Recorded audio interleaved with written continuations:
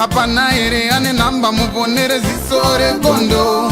Apana ere ane namba muponere zisore gondo. Pane masele bagabuda offside nezuro. Pane masele bagabuda offside nezuro. Eti no inau. Peshona kwete chindau.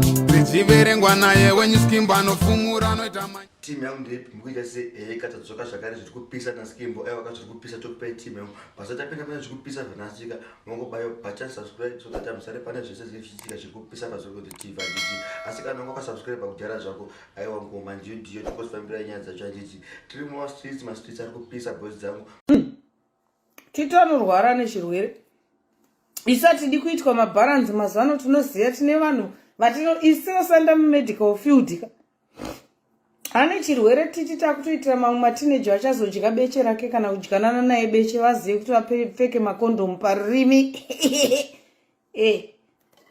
vamwe mateenager vachazodyanana naTiti kumheche ngavapfekedze rurimi rwavo makondomu akuti Titi akarozvarwa aine chirwere namai vake vane zemo rembwa pabwabwa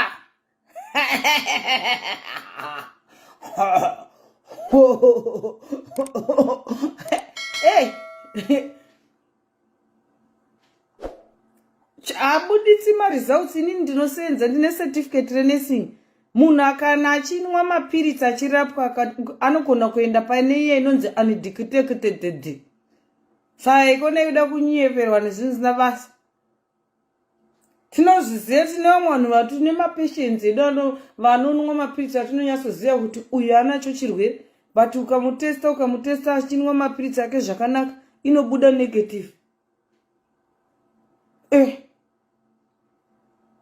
Tiri kuitira kuprotecta mateenager asingazvizivi kuti kana maakubatana mazamu naTiti nekukisana kuzasi handingochanze chikadzi dzinoita kuisana rurimi ngarupfeke condom because Titi akazvarwa naferistas aine chirwere.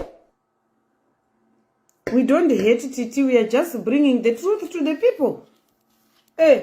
Inini kana nchitamba newe ndikakuradza ndiri loyo ukada undimamira ndokumamira mumhino. Ndo zvandiri ndoketile inini. Tamba neneti your own risk. Ukandifina ndokufinura. Ukandifizura ndokufinura. Ndo zvandinoita izvozvo. Katamba neni mushe nyaya dzako nongodzishengeta. Apana ere ane namba muponere zisore gondo. Apana ere ane namba muponere zisore gondo. Pane masele bagabuda offside nezuro. Pane masele bagabuda offside nezuro. Eti no inau. Peshona kwete chindau. Zichiverengwa naye when you skimba no fumura no itama.